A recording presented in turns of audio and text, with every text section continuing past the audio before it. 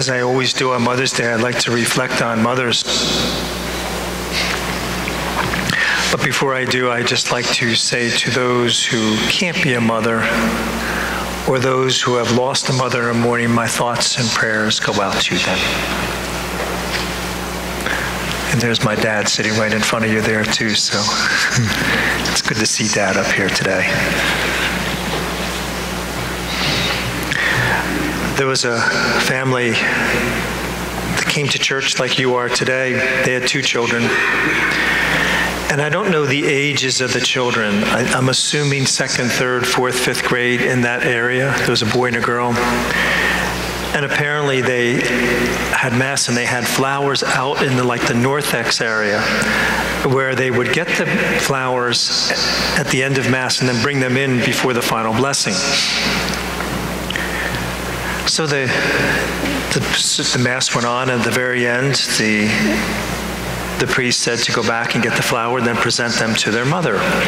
And so these 2 children went, and there was all sorts of flowers, begonias, marigolds, pansies, you name it. They were all big, beautiful. And so her children went back, and all these other kids are coming back with their flowers, and still those 2 children aren't there. And the priest was giving the final blessing, and finally the 2 children walked up with the flower.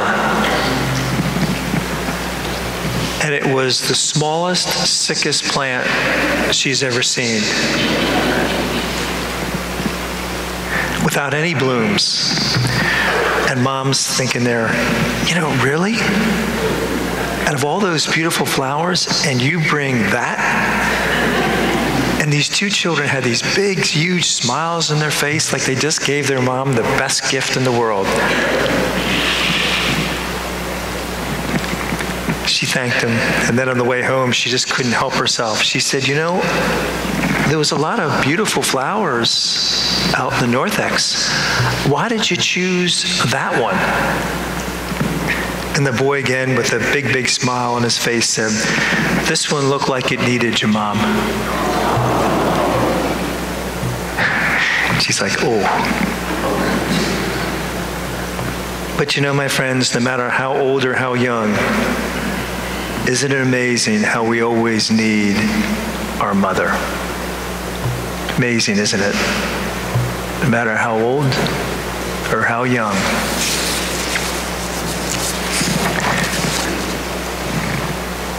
There was a woman, her name was Kimberly.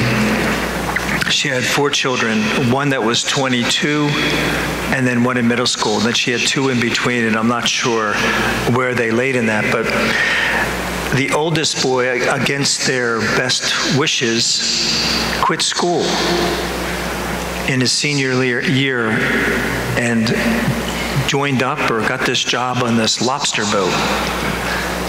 And, the parents were besides themselves when he did it, but there was no way that he would not do this. Of course, they worked through the night, and she was always worried. She said, I think they're dangerous. And, he's telling his mom they're not any problem at all. Mom always had the routine. It was a similar parish like us where they have Eucharistic adoration. So the mom had 8 to 9 on whatever day of the week it was. So she would drop her middle school off to school and then go right over to the chapel at 8 o'clock. And then she would pray for her 4 children, especially her oldest. And then she would send an email to him right after she get back, and other people as well, but that's when she would do her email. But she'd always send him an email, one of these real subtle emails from Mom telling her that they just prayed for her and wish she'd come back to church, right? Well, she was busy that day, and she got back she was doing a bunch of stuff, and she didn't get back till later in the day, like right before supper, 6 o'clock or so. And her son was home, and he had a cast on his leg. And she's like, what in the world happened to you? She said, you know, Mom, there was 4 or 5 people on one of these boats. So you have the captain, and he said, and how they ever work it, he was working the nets that day, and then they had 2 other people. And so nobody's watching each other, what they're doing. They each have their specific jobs to do. And those nets, so you have a boat going probably, however fast it's moving in one direction, and then the nets that are weighted are going the other direction. So if you get caught in that net, you're getting pulled out into the water.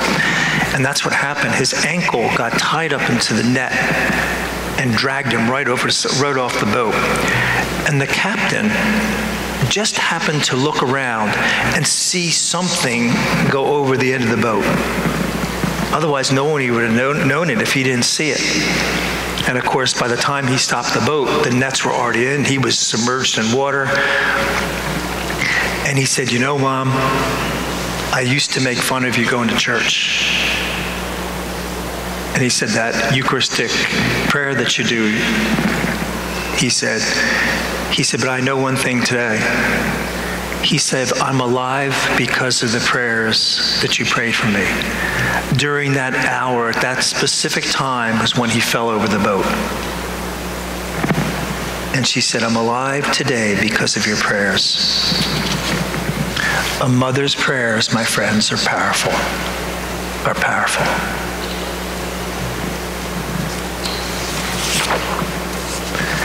Nancy was 6 years old, and she went into a little nickel and dime store with her father looking for a Mother's Day gift.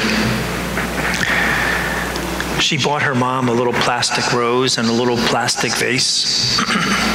And then when she got home, she proudly wrote this little poem for her mother, 6 years old. Years passed, 31 years. And her mother had passed away, and Nancy now had children of her own, and she was cleaning the house, and this was very close to Mother's Day, and she was missing her mom. And shortly before that, she had found that rose that she had given her mother 31 years ago. And the poem was still attached to the vase. Then Mother's Day came, and she came with her husband to church and her children, and they went out to like a brunch. And the husband knew that his wife was really sad and grieving. This was the first Mother's Day without her mother. So the husband was really going over top trying to make sure she was all right. But she said, my heart was just grieving. They came home from brunch, and her 6-year-old daughter came in and said, Mom, I got you a gift. And in a plastic bag, just like she gave to her mother, like one of those giant shopping bags, she opened it up, and there was a plastic vase and a plastic red rose. And she smiled and gave her daughter a big, big hug. And her daughter said to her, you know, Mom, I was in the store with Dad, and it was like this whisper came into my ear. Get this rose for your mom. And she gave her daughter another big hug. And then she said to herself, thanks, Mom. You know I needed that. The love of a mom lives on and on and on, my friends. It's a forever love. And so today, we honor mothers with great affection and with great love. And we need to and should as well. God bless you.